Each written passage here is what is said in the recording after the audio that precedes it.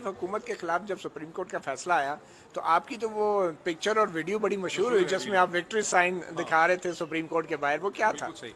देखिए, एक तो ये आपने जो सवाल पूछा, इससे पहले मैं कई वीलॉग्स में ये कह चुका हूँ कि नवाज शरीफ के खिलाफ भी जो कुछ हुआ, ये हम अब हमें समझ आया है। मतलब फॉर इंस्टेंस मैंने कारगिल के हवाले से कहा कि जो 99 में, ये मेरी वीलॉग्स हैं, अगर आप चाहेंगे तो मैं आपको निकाल के भी दिखा दूंगा कि जनरल मुशर्रफ की जो इंटरवेंशन थी नवाज शरीफ के खिलाफ अक्टूबर 99 में, वो भी अब हमें समझ आ रही है कि जनरल मुशर्रफ के पास इसका किसी किस्म का कोई जवाब नहीं था, लेकिन ऐसा हमारी आंखों के सामने पर्दा पड़ा हुआ था और हमारे एक पेट्रियाटिज्म, एक हाइपर नेशनलिज्म ऐसी छाई हुई थी कि हम उसको हर चीज़ को जस्टिफाई करते थे इंडिया सेंट्रिक एंगल से। हमने पाकिस्तान की सियासत को इंडिया के से देखा या हाइपर नेशनलिज्म के लेंस से देखा। अब हमें पता चला कि यहाँ पे इश्यूज जो हैं वो शायद कुछ और ही हैं।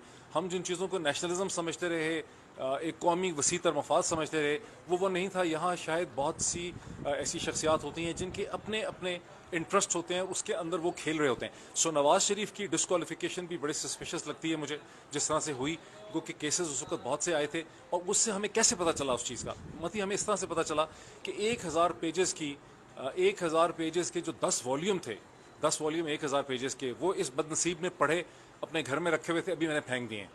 और जो 10 वॉल्यूम थे, जो JIT बनी थी छः इंस्टीट्यूशंस की, फिर सुप्रीम कोर्ट का जो डिसीजन था पहले वाला और जो दूसरे वाला, वो भी सैकड़ों सफ़ात के ऊपर था। उसके बाद जो कुछ हुआ, ऐसा लगता था कि उन तमाम चीज़ों की कोई वैल्यू नहीं थी।